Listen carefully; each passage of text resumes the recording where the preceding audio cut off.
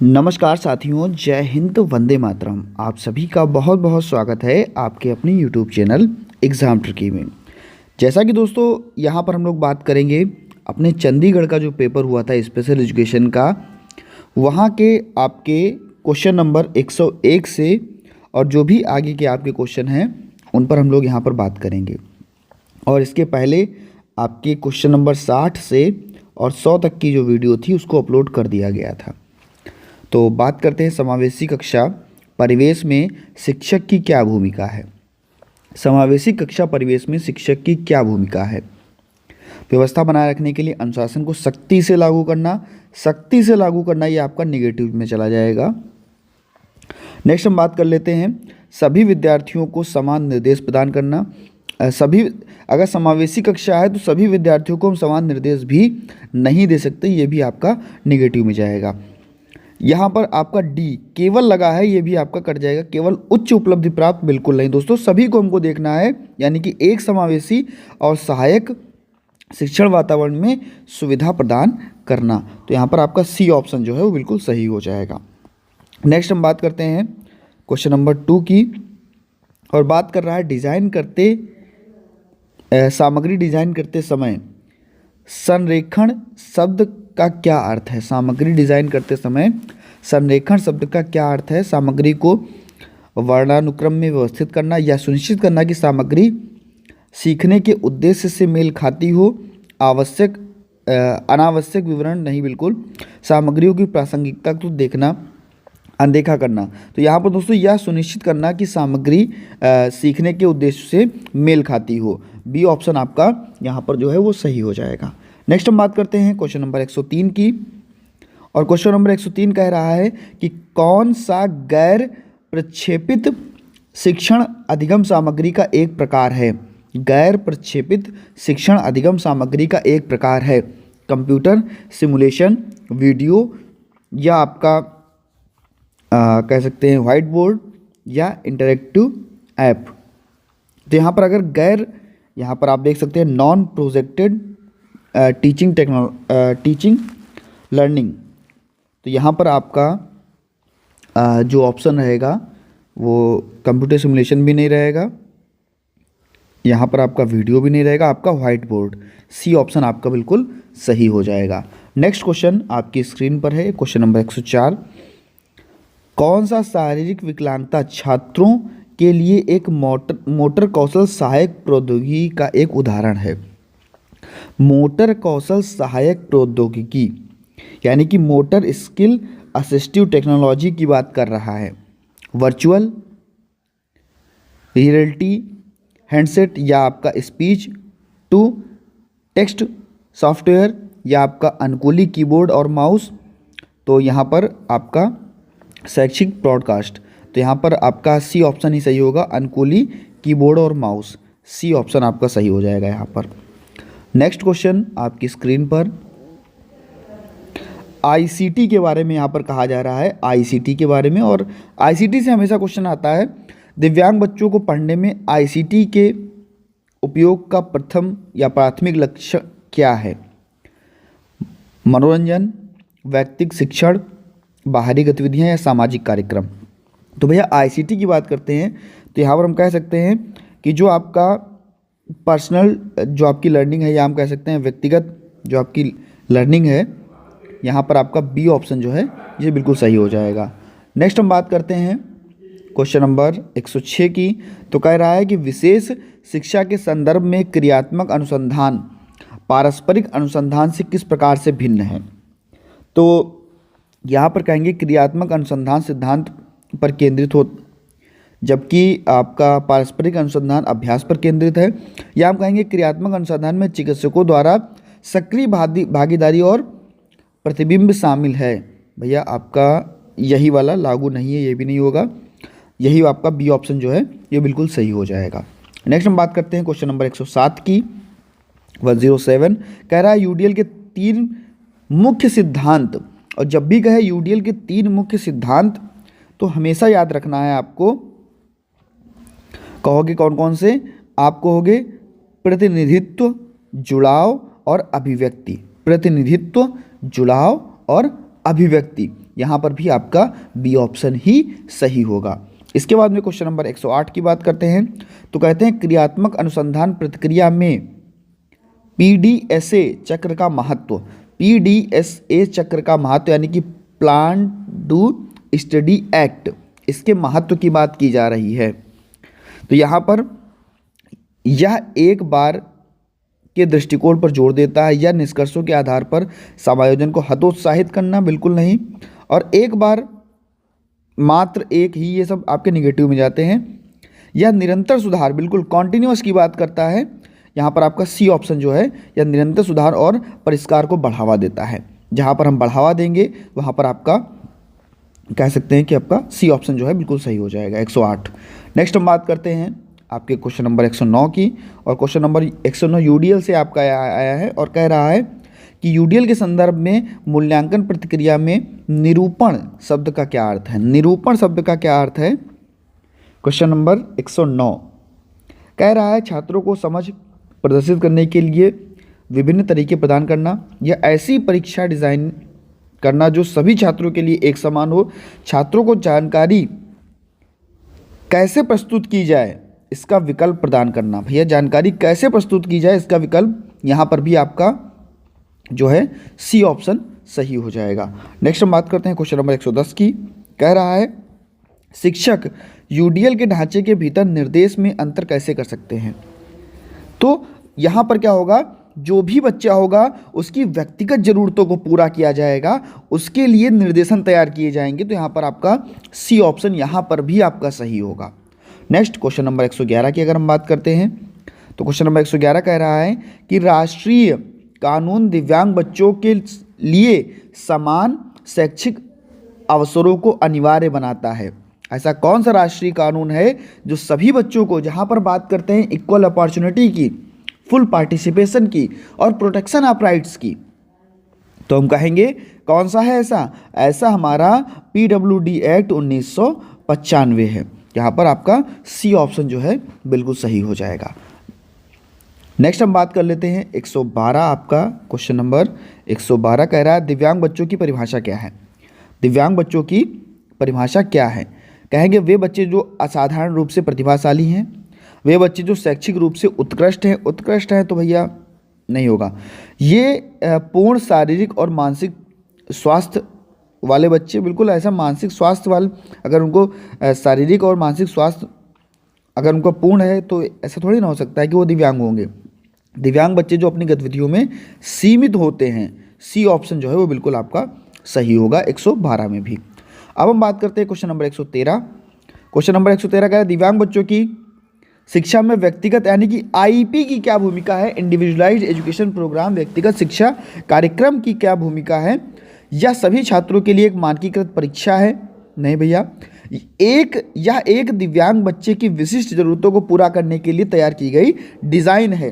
प्रत्येक बच्चे की इंडिविजुअलाइज्ड, व्यक्तिगत बच्चे की डिज़ाइन की गई एक, कह सकते हैं एक शिक्षा कार्यक्रम है। तो यहाँ पर भी आपका बी ऑप्शन सही हो जाएगा। नेक्स्ट हम बात करते हैं क्वेश्चन नंबर 14 की। और 14 क्वेश्चन नंबर कह रहा है कि निम्नलिखित में से कौन सा विकासात्मक विकलांगता का एक उदाहरण है। विकासात्मक विकलांगता का एक उदाहरण 114 नंबर, तो वो भैया आपका होगा डाउन सिंड्रोम। बी ऑप्शन आपका सही हो जाएगा। बाकी ये सारे जो हैं विकासात्मक विकलांगता के उदाहरण नहीं हैं। नेक्स्ट क्वेश्चन आपकी हम बात करते हैं 115 नंबर की। 115 में कह रहा है दिव्यांग बच्चों को पढ़ने के संदर्भ में विभेदित निर्देश का प्रथम फोकस क्या है। पढ़ाने के संदर्भ में विभेदित निर्देश का प्रथम फोकस क्या है, इस पर बात करेंगे हम लोग। कहेंगे सभी छात्रों के लिए समान शिक्षण सामग्री उपलब्ध कराना, बिल्कुल नहीं ऐसा होना चाहिए। सभी छात्रों को हम समान शिक्षण सामग्री नहीं दे सकते। हम प्रत्येक बच्चे को उसकी व्यक्तिगत आवश्यकताओं के अनुसार जो शिक्षा देंगे और उसके अनुकूलन के अनुसार निर्देशित करेंगे। तो यहाँ पर आपका निश्चित पाठ्यक्रम को कड़ाई से पालन नहीं भैया। कक्षा में प्रौद्योगिकी का उपयोग से बचना नहीं भैया, प्रौद्योगिकी का उपयोग करना है। यहाँ पर आपका सी ऑप्शन जो है वो बिल्कुल सही हो जाएगा। नेक्स्ट हम बात करते हैं क्वेश्चन नंबर 16 की। पाठ्यक्रम संशोधन के संदर्भ में इसके फोल्डिंग यानी कि पाड़ यानी कि ढांचा, इसकी बात की जा रही है। तो बात करते हैं पाठ्यक्रम से सभी चुनौतियों को दूर करना, छात्रों को सफल होने में मदद करने के लिए अस्थायी सहायता प्रदान करना। इसके फोल्डिंग यही होता है कि छात्रों को हम क्या करते हैं, अस्थायी सहायता देते हैं। ये होता है, बिल्कुल दोस्तों यही होता है। इसके फोल्डिंग पार्ट या ढांचा, भैया जो बच्चे हैं उनको हम लोग क्या अस्थायी सहायता प्रदान करते हैं। यहाँ पर आपका बी ऑप्शन जो है वो बिल्कुल सही हो जाएगा। नेक्स्ट क्वेश्चन, क्वेश्चन नंबर 117 कह रहा है कि समूह शिक्षण में सुविधाकर्ता के साथ आमतौर पर कौन सी भूमिका जुड़ी होती है। सुविधाकर्ता की बात कर रहा है 117 नंबर। तो कह रहा है प्रत्यक्ष निर्देश प्रदान करना, चर्चाओं को नियंत्रित और निर्देशित करना, प्रतिस्पर्धा माहौल, भैया प्रतिस्पर्धा नहीं कराना, चर्चाओं को नियंत्रित और नियंत्रित नहीं करना है हमको, चर्चाएं जितनी होती रहे उतना बहुत बेहतर है। प्रत्यक्ष निर्देशन प्रदान करना या सीखने की प्रक्रिया में मार्गदर्शन, ये बिल्कुल सही है। ये क्वेश्चन नंबर 117 का आपका डी, सीखने की प्रक्रिया में मार्गदर्शन और समर्थन करना, ठीक है। 117 का आपका डी हो जाएगा। नेक्स्ट हम बात करते हैं 118 क्वेश्चन की। कह रहा है कौन सा समूह शिक्षण की संभावित चुनौती है। कौन सा समूह शिक्षण की संभावित चुनौती है। सीमित छात्र व्यवस्था, कम सामाजिक संपर्क, बिल्कुल नहीं दोस्तों। सामाजिक संपर्क अगर बच्चे का कम होगा, बच्चे का अगर सामाजिक संपर्क कम होगा तो क्या बच्चा बेहतर कर पाएगा। समूह शिक्षण जो है वो बेहतर कर पाएगा, नहीं कर पाएगा। सजातीय सीखने के अनुभव, बिल्कुल नहीं दोस्तों। शिक्षक के लिए कार्य भार में कमी, बिल्कुल नहीं दोस्तों। सीमित छात्र व्यवस्था। नेक्स्ट हम बात करते हैं यहाँ पर आपका क्वेश्चन नंबर 119 की। तो 119 कहता है प्रौद्योगिकी को सहयोगात्मक शिक्षण और संसाधन कक्षों में शामिल कैसे किया जा सकता है। क्वेश्चन नंबर 119 कहेंगे जहाँ पर प्रौद्योगिकी को बढ़ावा मिले, जहाँ पर बच्चे वहाँ तक पहुँच सकें। हम कह सकते हैं कि निर्देश और पहुँच बढ़ाने के लिए प्रौद्योगिकी को एकीकृत करके, सी ऑप्शन आपका सही हो जाएगा। क्वेश्चन नंबर 120 और कह रहा है कि साधन यानी कि रिसोर्स रूम की बात कर रहा है। साधन कक्षों के बारे में आम गलतफहमी क्या है। यहाँ पर हो सकता है संसाधन लिखा होता, संसाधन कक्षों होता तो हम कह सकते हैं रिसोर्स रूम। यहाँ पर देखिए इंग्लिश में लिखा है रिसोर्स रूम्स, तो यहाँ पर कहेंगे संसाधन कक्षों के बारे में आम गलतफहमी क्या है। क्या गलतफहमी है। वे केवल गंभीर, ऐसा थोड़ी ना है कि केवल गंभीर बच्चों के जो छात्र हैं उनके लिए है। प्रत्येक विशेष सभी के लिए भैया संसाधन कक्ष है। रिसोर्स रूम सभी के लिए, चाहे वो सामान्य हो चाहे वो विशेष हो। इन कक्षाओं में विशेष शिक्षकों और कभी कभी पैरा प्रोफेशनल स्टाफ भी होता है, बिल्कुल सही है। इसमें शिक्षकों के बीच सहयोग की, वे कभी गंभीर विकलांग वाले बच्चों के लिए है। ये भैया या केवल ये नहीं है कि केवल गंभीर विकलांगता वाले बच्चों के लिए, सभी के लिए रिसोर्स रूम तो सभी के लिए होता है। ए ऑप्शन जो है ये गलतफहमी है आपकी, तो यहाँ पर ए ऑप्शन आपका सही हो जाएगा। नेक्स्ट हम बात करते हैं दिव्यांग छात्रों के शैक्षणिक प्रदर्शन पर मनोसामाजिक चुनौतियों का संभावित प्रभाव क्या है। एकाग्रता और फोकस में सुधार, सीखने के लिए बढ़ी हुई प्रेरणा, आत्म जो भी सम्मान है उसके लिए शैक्षिक उपलब्धियों में कमी, या हम कह सकते हैं त्वरित संज्ञानात्मक विकास।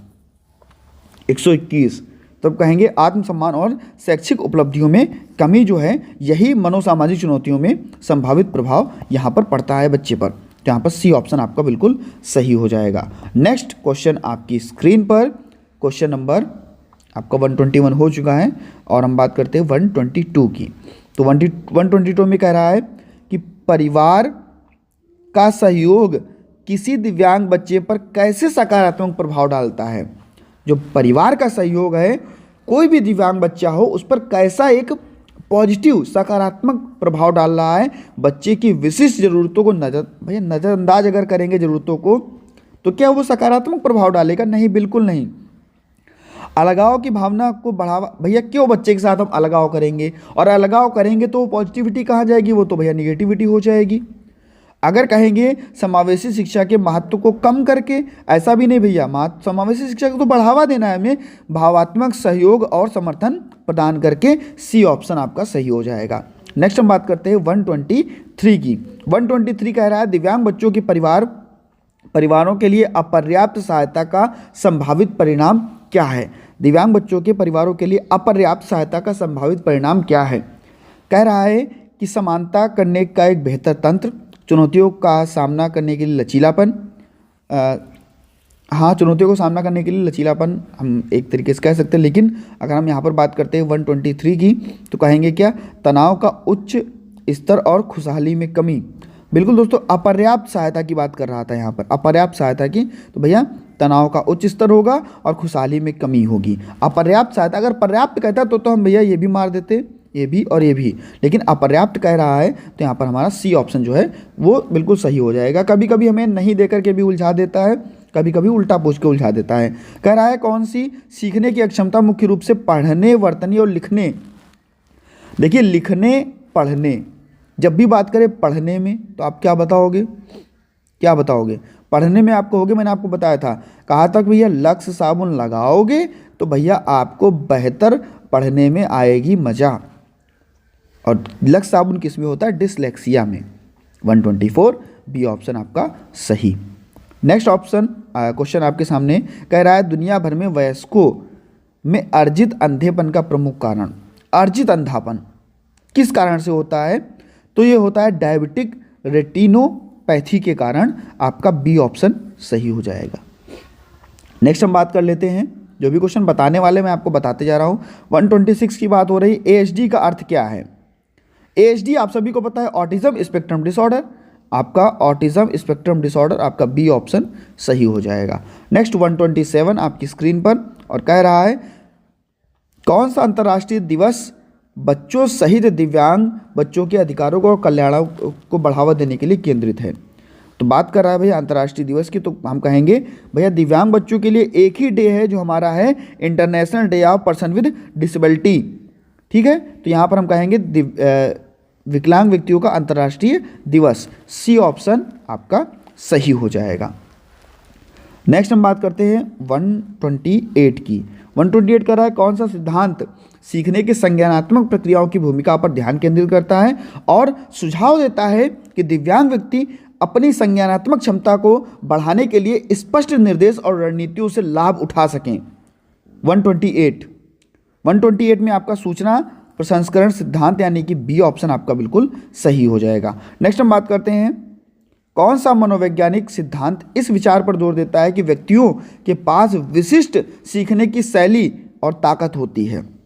इतने सही आप जान जाओगे, विशिष्ट सीखने की शैली और ताकत होती है दिव्यांगों के पास में। हम कहेंगे भैया मल्टीपल इंटेलिजेंस थ्योरी, जहाँ पर बहुबुद्धि का सिद्धांत दिया गया। कहते हैं भैया कि सभी के पास अलग अलग बुद्धियाँ होती हैं, है ना।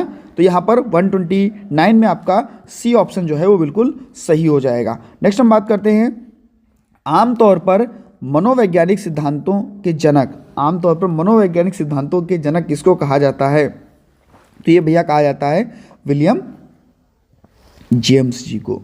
130 का आपका सी ऑप्शन। नेक्स्ट हम बात करते हैं समावेशी शिक्षा। समावेशी शिक्षा क्या है यहाँ पर पूछ रहा है। हम कह सकते हैं कि समावेशी शिक्षा जहाँ पर कक्षा में विविधता को प्रोत्साहित किया जाए, यानी कि सख्त प्रवेश ये आपका गलत हो जाएगा।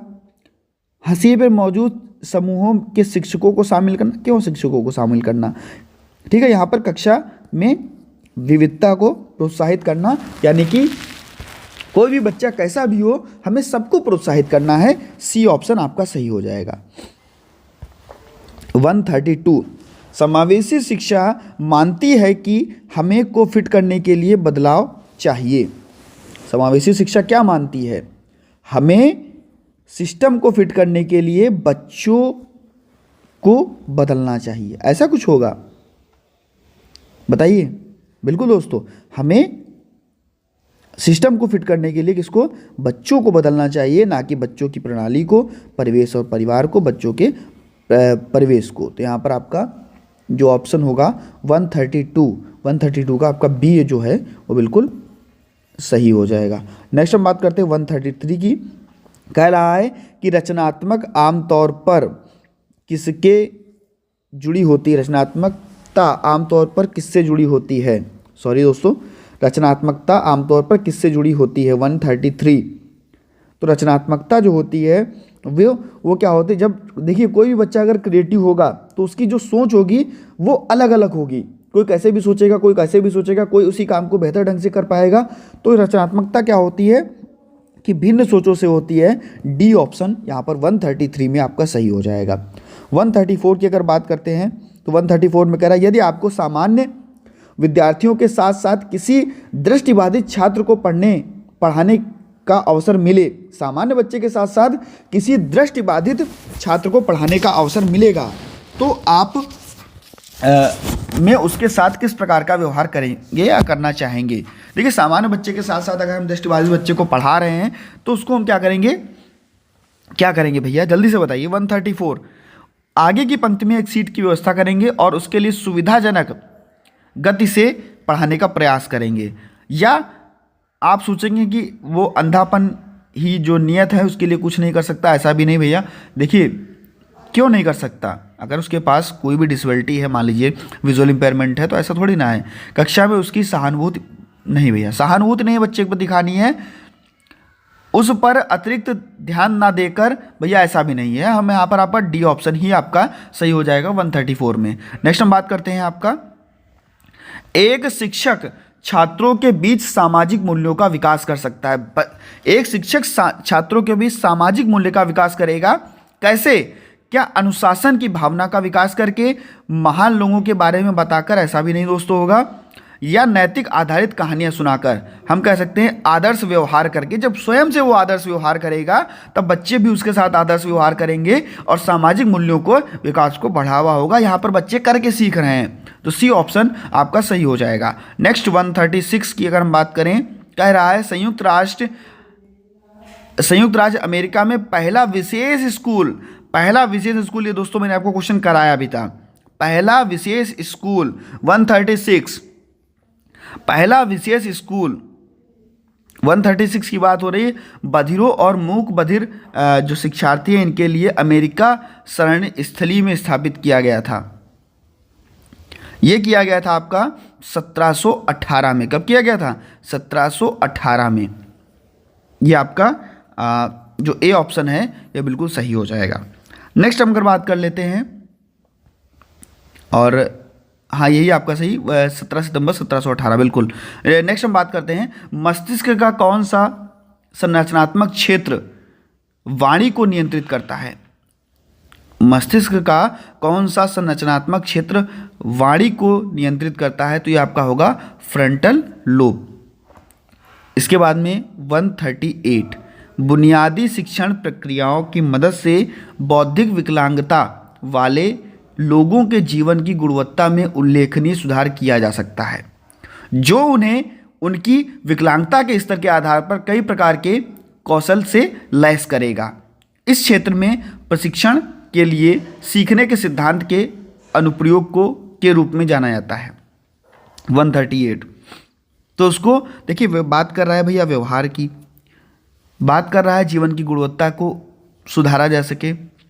तो यहाँ पर हम बात करेंगे व्यवहार विश्लेषण की, जिसको हम लोग बोलते हैं भैया, क्या बोलते हैं? आपको हो गए अप्लाइड बिहेवियर एनालिसिस, है ना, ए बी ए की। तो यहाँ पर आपका सी ऑप्शन जो है वो सही हो जाएगा। नेक्स्ट हम बात करते हैं, STEM का अर्थ है, बहुत बढ़िया क्वेश्चन है दोस्तों ये।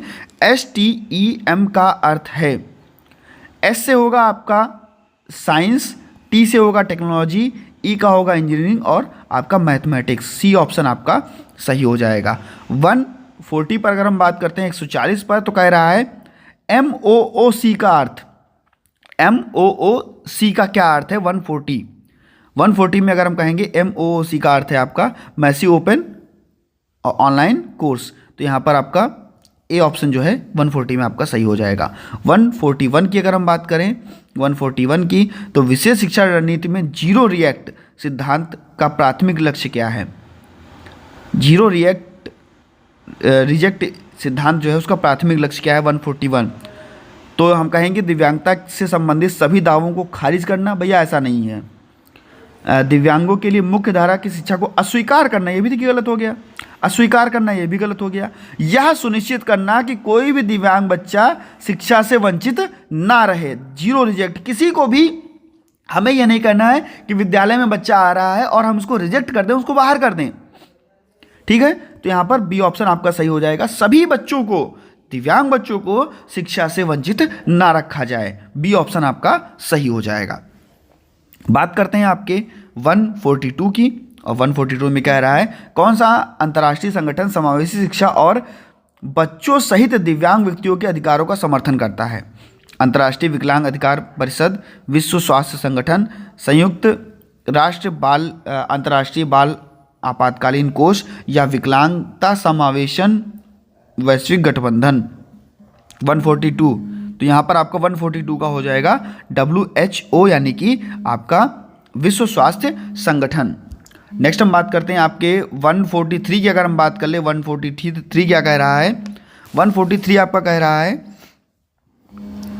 142 में क्या था आपका? विश्व स्वास्थ्य 142, यहाँ पे दोस्तों थोड़ा गलत हो जाएगा, यहाँ पर माफ़ कीजिएगा।